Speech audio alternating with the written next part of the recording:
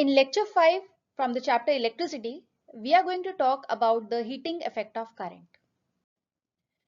The main topics we will be covering in this lecture are Joule's law of heating. We will discuss the applications of heating effect of current, which form a very important part of reasoning type questions. And we will also solve some numerical problems on the heating effect of current or Joule's law of heating. Let us first understand what is meant by Joule's law of heating. So Joule's law is a mathematical description of the rate at which resistance in a circuit converts electrical energy into heat energy. So as I have been discussing this since the beginning of this chapter, that resistance and current, they affect each other. If the resistance is more, current flowing will be less. It is basically because resistance is a force that opposes the flow of current, just like friction opposes motion. So just trying rubbing your hands together. Can you feel the heat? Yes.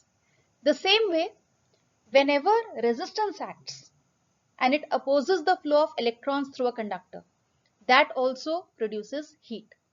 So that is how resistance converts electrical energy into heat energy. So Joule's law is a mathematical formula that tells us like what quantity affects the heat production in like what way. So for this you need to understand that the heat generated is directly proportional to the square of the current that is being passed through the wire. That means if the current is more, the heat will also be more. If the current is less, then the heating effect will also be less. Second factor, it is directly proportional to the resistance of the conductor or the wire. Again, this is what we have been discussing.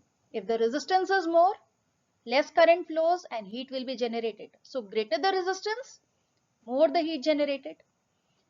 And this is also proportional to the time for which the current is flowing. So if the current is flowing for a longer period of time, the resistance will be comparatively more as compared to when the current flows for a shorter period of time.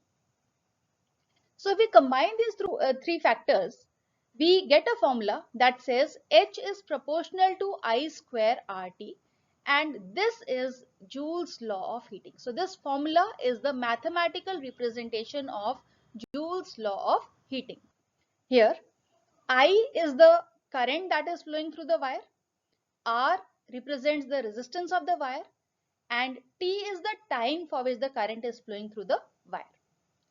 We also know that heat depends on resistance, and in turn resistance depends on the length of the conductor and the area of the cross section of the conductor and resistivity. So in short, we can say that heat produced also depends on the length of the conductor and the area of cross section of the conductor. So we can say heat produced is directly proportional to the length of the conductor and inversely proportional to the area of cross section of the conductor. Now, applications of heating effect of current. Where do we use this heating effect of current in our daily lives? The most common use of the heating effect of current is an electric bulb. These days we use CFLs, and most recently we are using LED lights where we don't actually see the heating effect of current because they work on a entirely different technology. But all of you must have seen that yellow light bulb which was used in earlier days. It had a filament in it. So the bulb used to look something like this.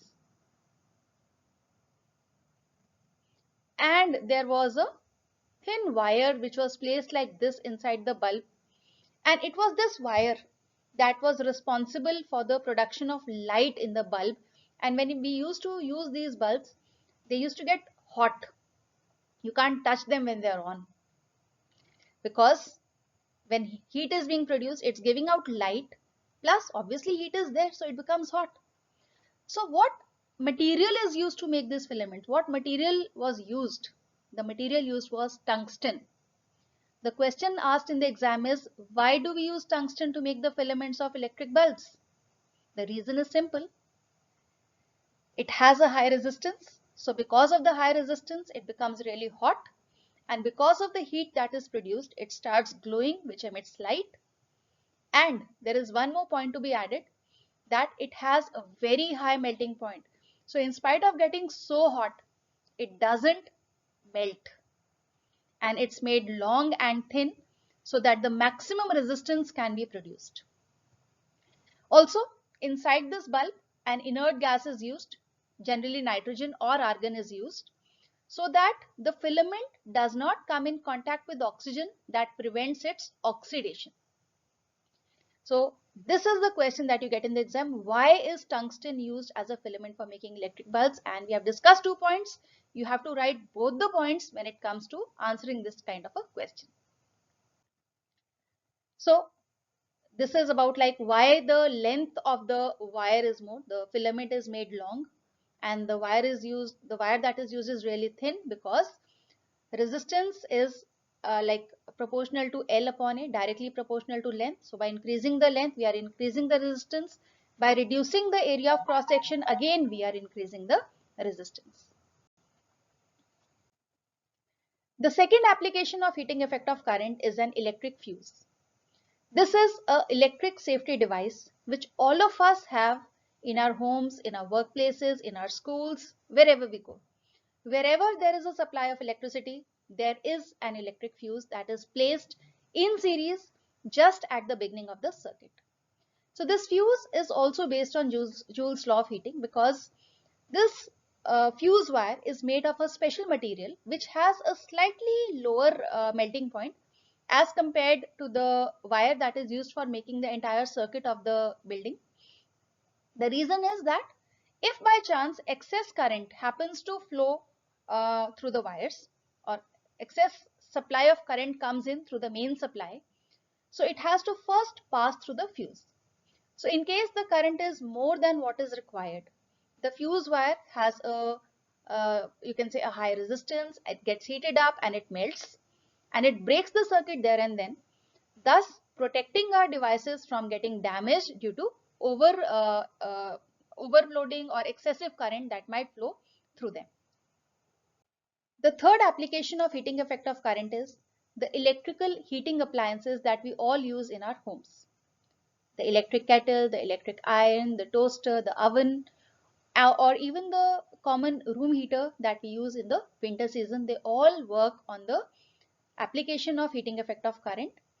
So the element of all these appliances is made up of a special alloy which is known as nichrome. The name of the alloy is nichrome. Now what does this alloy do? It has a very high resistance. So when current flows through it, it opposes the flow of electrons, due to which it gets hot, it produces a lot of heat which is used for the appliances, and it becomes so hot that it also starts glowing with a red light. You all must have seen that red light in a normal room heater that we use in the winter season. So the first reason why we use nichrome is it has a high resistance, it produces heat, it converts current to heat. And the second reason is it has a very high melting point, just like the tungsten filament, which prevents it from melting or breaking down in spite of getting so hot. So these were the 3 applications of heating effect of current in our daily lives. Let us now solve some numerical problems based on Joule's law of heating. So I hope you remember the formula. H is equal to I square RT. That is the formula that we'll be using. The first question says, calculate the heat energy produced in a resistance of 5 ohms. Whenever you are solving a question, remember, list down what is given. So the resistance in this question is 5 ohms. When a 3 ampere current flows, so the current I is 3 ampere for 2 minutes. So the time is 2 minutes. Remember to check with the units. Time should always be in seconds. So 2 minutes makes 60 seconds in 1 minute. That makes it 120 seconds.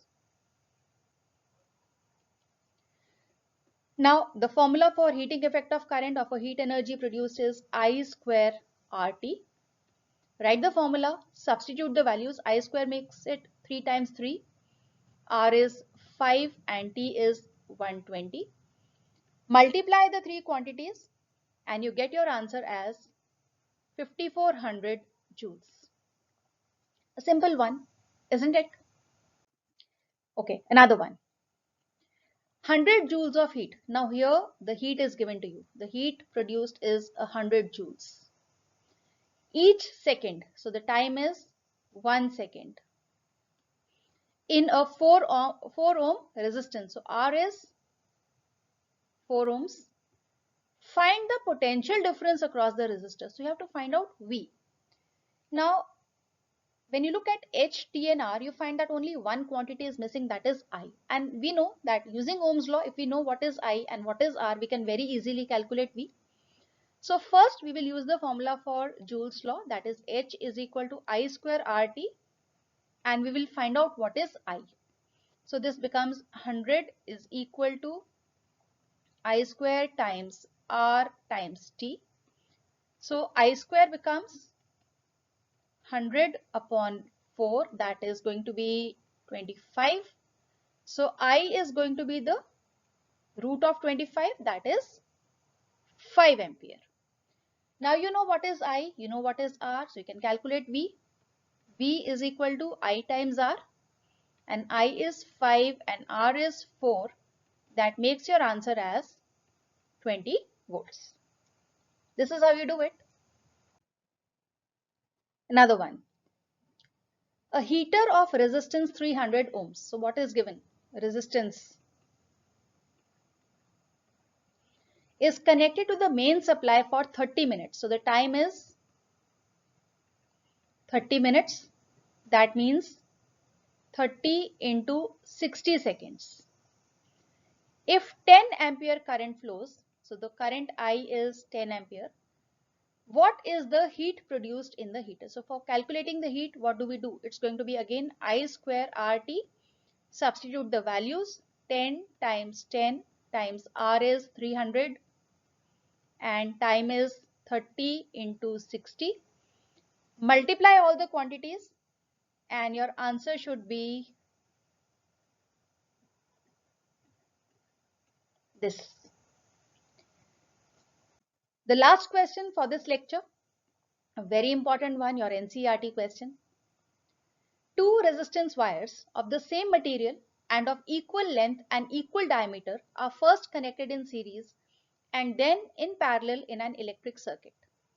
Find the ratio of heat produced in series and parallel combination. So because the wires are made of the same material and the length is also the same, the diameter is also the same, so obviously their resistance will also be the same.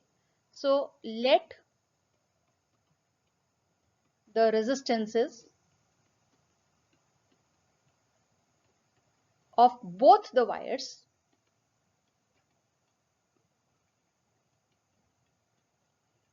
be equal to X, because as I said, material is the same, length is the same, area is the same, so obviously resistance will also be the same. Now when the wires are connected in series, so first let us find out what heat is going to be produced in the series combination. Resistance in series is R1 plus R2, that is going to be X plus X, that is going to be 2X. And heat produced in series would be I square Rs times T, that is going to be I square times 2X times T.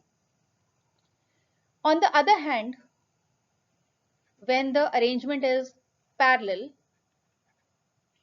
the resistance in a parallel combination is like 1 upon Rp is equal to 1 upon X plus 1 upon X, that will make it 2 upon X. So resistance in parallel would be X upon 2. And heat produced in parallel would be I square Rp times T, that is I square into X upon 2 times T. Now in the question you have been asked to find the ratio of heat produced in series and parallel combination. So heat produced in series upon heat produced in parallel, that is the ratio that we have to find. It becomes I square times 2X times T, divided by I square times x upon 2 times t. So this t and t cancel out, I square and I square cancel out, x and x cancel out, and we are left with 4 upon 1. So the answer is 4:1. So this is how we solve questions based on Joule's law of heating. The next lecture would be on power. So stay tuned and watch that lecture to understand the chapter thoroughly.